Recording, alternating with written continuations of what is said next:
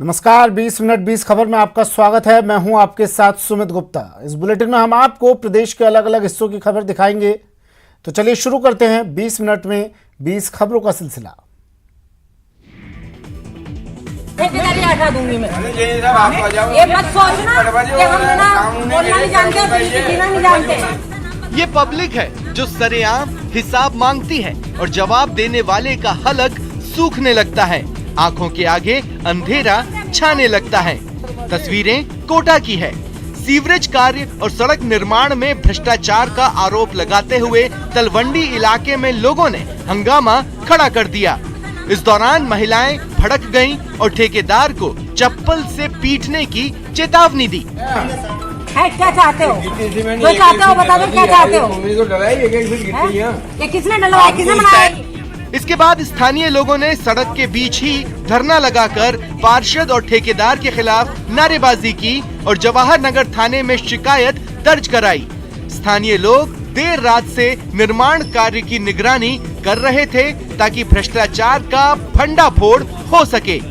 मामले में जल्द कार्रवाई नहीं होने पर स्थानीय लोगों ने भूख हड़ताल और उग्र आंदोलन की चेतावनी दी है। जहाँ ढलान होना चाहिए था वहाँ से ऊंची कर दी तो सारा पानी अब हमारे घरों के बाहर भरेगा। बरसात में वैसे ही भरता था और अब वो प्रॉब्लम और ज्यादा हो जाएगी। मकान नंबर 43 से मकान नंबर 26 तक पानी का ढलान है, उसको इन्होंने उल्टा कर दिया। एक महीने पहले ग्रेटर नगर निगम के कमिश्नर यज्ञमित्र सिंह देव का लिखा लेटर एक बार फिर चर्चाओं में है। नगर निगम आयुक्त ग्रेटर ने राज्य सरकार से सुरक्षा की मांग की है।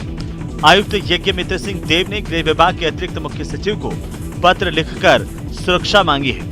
निगम आयुक्त यज्ञमित्र सिंह देव ने हवाला दिया है कि 31 जनवरी 2022 को भी कुछ पार्षद प्रदर्शन कर उनके खिलाफ नारेबाजी कर चुके हैं। आयुक्त का यह भी कहना है कि सुप्रीम कोर्ट का निर्णय आने के बाद कुछ पार्षद और व्यक्ति उनके घर, कार्यालय या आने जाने के दौरान अप्रिय घटना को अंजाम दे सकते हैं। कोई धरना, प्रदर्शन या कार्रवाई कर सकते हैं। आयुक्त यज्ञमित्र सिंह देव ने खुद के देवी मार्ग बनी पार्क स्थित निवास, निगम मुख्यालय लालकोठी और आवागमन के दौरान अप्रिय घटना की आशंका के मद्देनजर सुरक्षा की मांग की है। गृह विभाग ने इंटेलिजेंस से आयुक्त के जीवन के खतरों की आकलन रिपोर्ट मांगी है।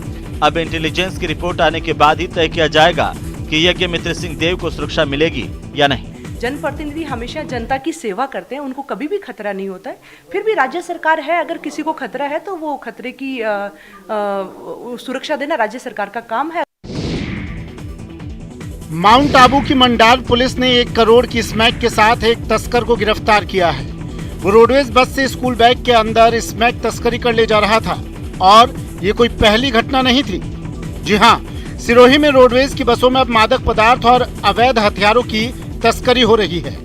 न्यूज 18 की टीम ने सिरोही में एक डेमो स्टिंग करके राजस्थान की रोडवेज की बसों में तस्करी की पोल खोल दी है। दरअसल रोडवेज कर्मचारी बिना जांच पड़ताल के ही पार्सल ले जा रहे हैं और तस्कर इसी का फायदा उठा रहे हैं।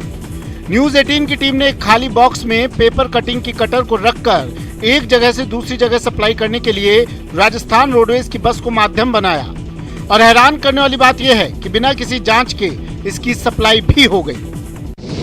सिरोही में बदमाशों का दुस्साहस बढ़ता जा रहा है, इतना कि वे कहीं भी कभी भी किसी से भी मारपीट कर देते हैं, उसे जान से मारने की धमकी दे सकते हैं। ताजा मामला जिला अस्पताल का है, जहां बदमाशों ने अस्पताल में भर्ती लसाराम गरासिया के साथ मारपीट कर दी। अपने बीमार बेटे के साथ अस्पताल परिसर में खाना खाने गया था, तभी बदमाशों का गुस्सा बेबसों पर कहर बनकर टूटा। बदमाश गरासिया को धमकाते रहे, गालियां देते रहे, लेकिन कोई भी उसकी मदद के लिए आगे नहीं आया। हैरत की बात तो ये है कि देर रात न तो अस्पताल की पुलिस चौकी में सिपाही था, न कोई सरकारी नुमाइंदा, इसलिए गरासिया धमकी सुनता रहा, रहम की भीख मांगता रहा, लेकिन किसी के कानों तक बेबस की गुहार नहीं पहुंची। पीड़ित परिवार को अस्पताल के वार्ड में दुबक कर वक्त गुजारना पड़ा। राजधानी जयपुर में चोर कितने बेखौफ हो चले हैं, इसका अंदाजा आप सीसीटीवी में कैद इन तस्वीरों से बड़ी आसानी से लगा सकते हैं। ये तस्वीरें जयपुर में बड़ी चौपड़ पर पुरोहित जी के कटले में दुकान नंबर 17 की है। सुबह 11 बजे दुकान मालिक मनमोहन अग्रवाल जब दुकान पहुंचे तब शटर ऊंचा मिला। दुकान में सामान बिखरा पड़ा था। वहां रखे 3 लाख रुपए गायब थे। चोरी हुई यह रकम किसी को पेमेंट करने के लिए रखी थी। आसपास के दुकानदारों को घटना का पता चला तब माणक चौक थाना पुलिस मौके पर पहुंची। वहां लगे सीसीटीवी फुटेज देखे तब बदमाश नजर आया। आगे की कहानी तस्वीरों की जुबानी। एक बदमाश अल सुबह 5 बजे कटले में घुसता है। वहां इधर उधर रेकी के बाद एक दुकान को निशाना बनाता है। सरिये से दुकान के शटर को ऊंचा करता है और महज 3 मिनट में एक बैग में रखे 3 लाख रुपए चुराकर भाग जाता है। वहीं श्यामनगर इलाके में चोर एक बोलेरो को मास्टर की से खोलकर उसे भगा ले जाता है। हमेशा की तरह पुलिस जांच का जुमला उछाल रही है।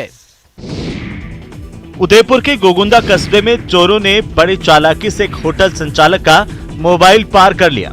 हालांकि चोरी की यह वारदात होटल में लगे सीसीटीवी कैमरे में कैद हो गई।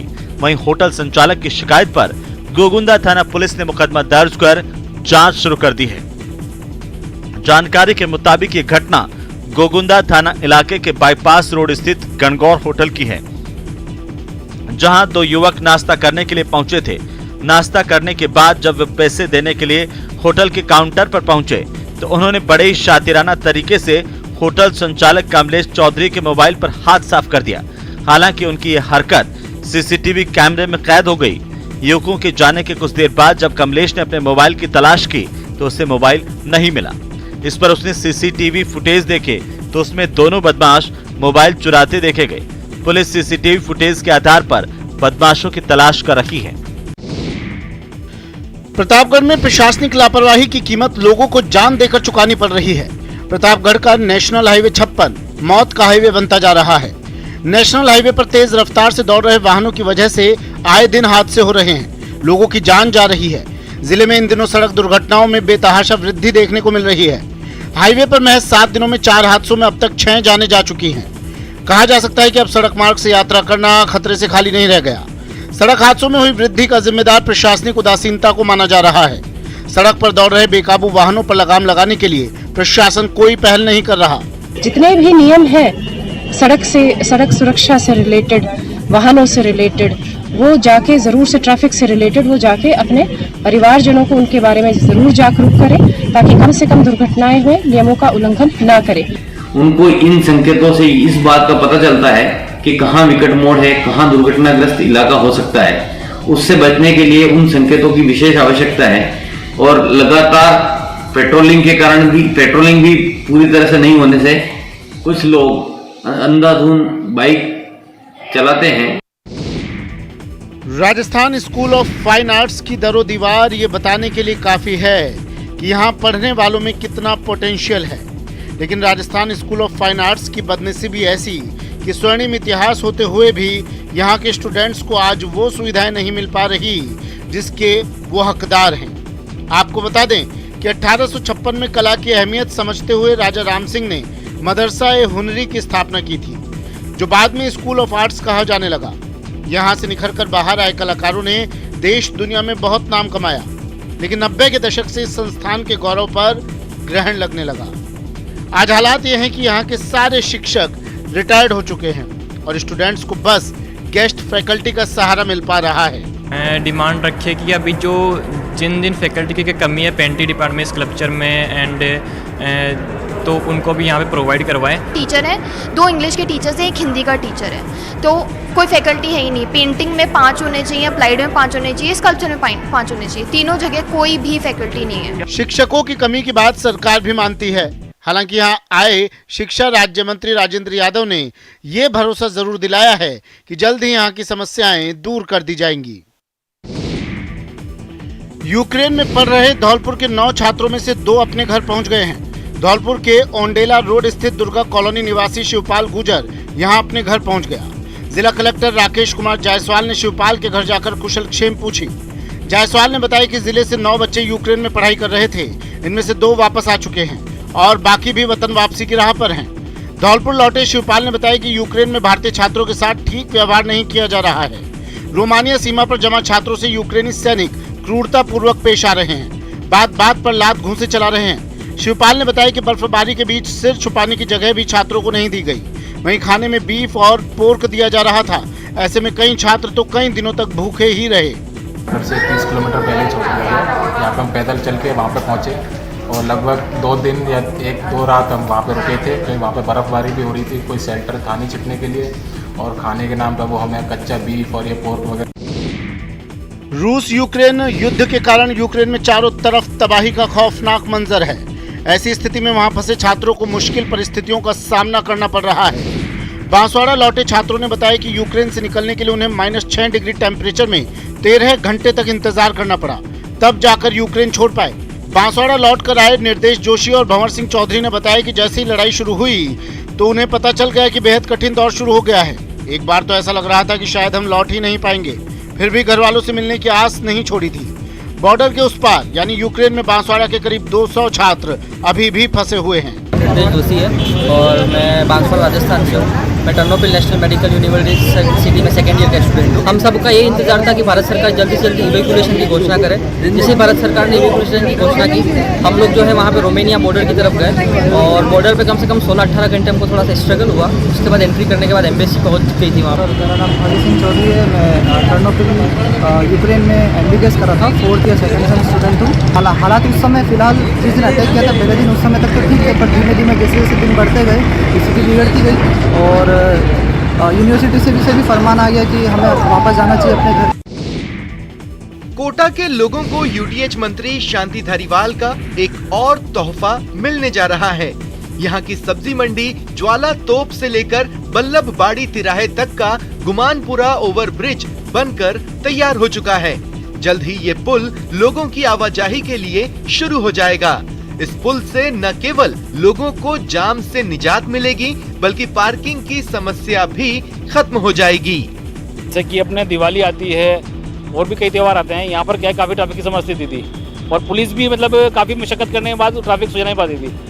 अब ये है जिनको सब्जी मंडी रामपुरा जाना है और अंदर सिटी में जाना है, वो लोग ऊपर से पुलिया से निकल जाएंगे और बाकी जो लोग हैं नीचे से निकलेंगे, तो उससे क्या ट्रैफिक डाइवर्ट हो जाएगा, उससे काफ़ी सरलता मिलेगी आने वालों को।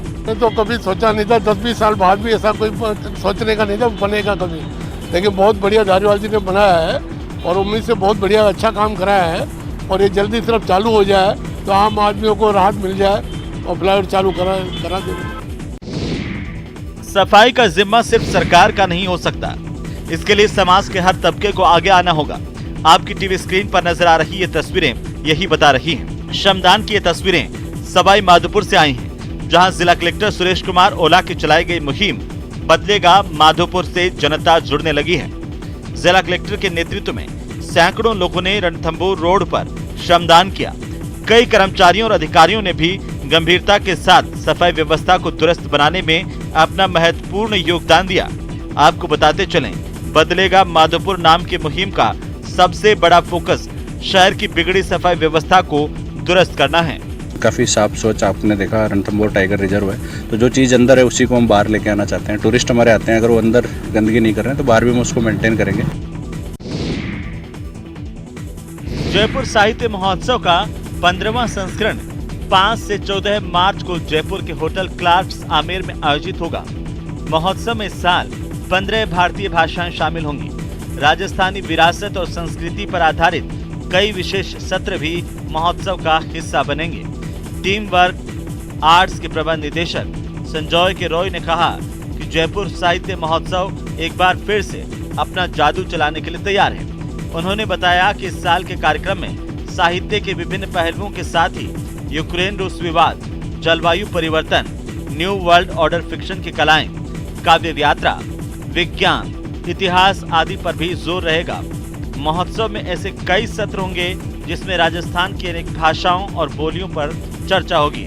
एक सत्र में कवि और महान साहित्यकार चंद्र प्रकाश देवल राजस्थान की भाषा, साहित्य, कविता और संगीत पर अपने विचार रखेंगे। एक सत्र में इतिहासकार यशस्विनी चंद्रा और रीमा हुजा महान योद्धा महाराणा प्रताप और उनके प्यारे घोड़े चेतक के बारे में कुछ अनसुनी कहानियां भी सुनाएंगी।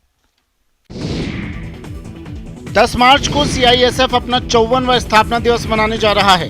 जयपुर देश का पहला एयरपोर्ट है जहां सबसे पहले सीआईएसएफ को लगाया गया था। इसके बाद से ही देश के सभी एयरपोर्ट की सुरक्षा की जिम्मेदारी सीआईएसएफ के पास है।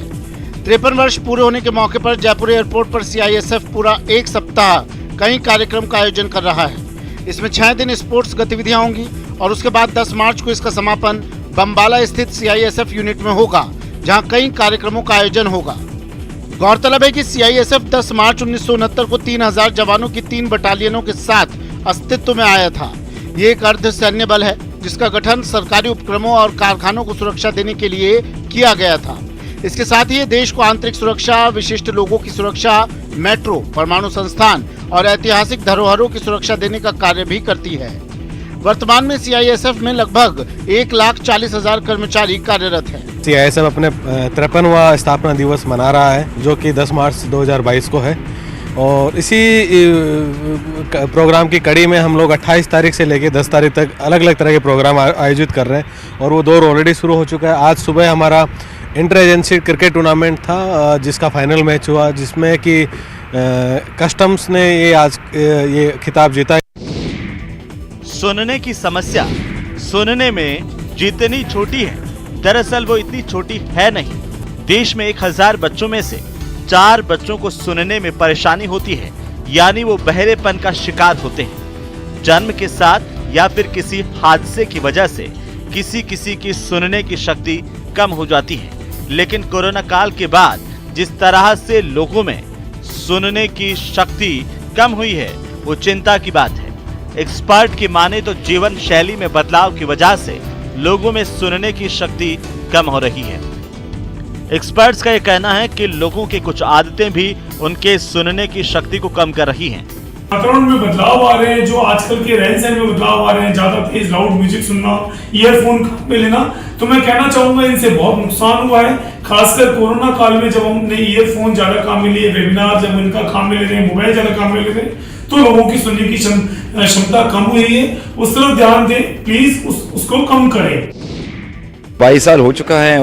3 मार्च को दुनिया भर में वर्ल्ड वाइल्ड लाइफ डे मनाया जाता है। ये वो खास दिन है जो पर्यावरण, वन के अतिरिक्त केवल वन्य जीवों पर फोकस करता है। देश में भौगोलिक नजरिए से सबसे बड़े राज्य होने के बावजूद वन्य जीव संरक्षण के लिहाज से राजस्थान में बहुत से वन्य जीवों की हालत बहुत चिंताजनक है।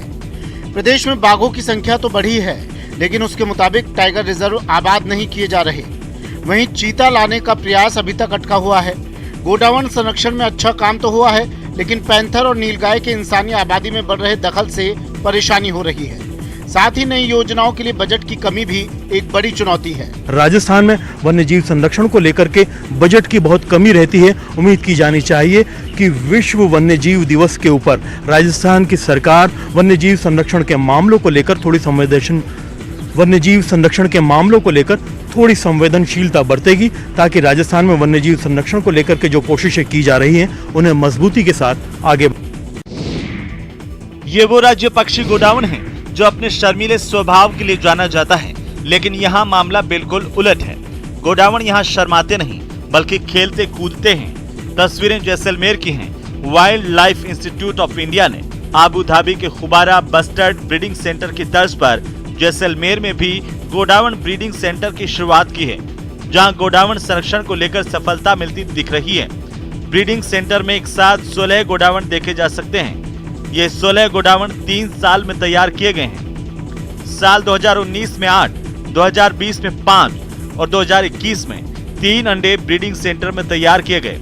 इसी तरह 10 साल में इनकी संख्या 120 हो जाएगी और इसके बाद हर साल 30 से 40 गोडावण यहाँ जन्म लेंगे। यह सेंटर 2019 से कार्यरत है और अब तक यहाँ 16 गोडाउन ला चुके हैं, जिनमें से 12 फीमेल और 4 मेल है। जिस तरह से यहाँ पर तैयारियां हैं और इनकी देखभाल की जा रही है, तो लगता है कि आने वाले समय में सैकड़ों की संख्या में गोडाउन देखने को मिलेंगे। 22 साल हो चुका है और ये सफ़र मेरे लिए बहुत ही एक एडवेंचरस सफ़र है, क्योंकि इंडस्ट्री ने मुझे बहुत कुछ सिखाई। कभी ऊपर हम थे, कभी नीचे, और बस एक ही चीज़ जो मेरे हिसाब से जो मेरे माँ बाप ने मुझे सिखा, सबसे इम्पोर्टेंट कि हमेशा हम्बल रहना, कभी ऊपर चढ़ो मत, क्योंकि जब आप एक दिन शायद ऊपर हो, दूसरा दिन आप नीचे भी गिर सकते हो। Bollywood actor Dino Morea web series the Empire को लेकर चर्चा में है। सीरीज में शबाना आजमी, दृष्टि धामी, कुणाल कपूर और राहुल देव जैसे बड़े स्टार्स भी हैं। इस वेब सीरीज में डीनो मारिया के किरदार को काफी पसंद किया जा रहा है।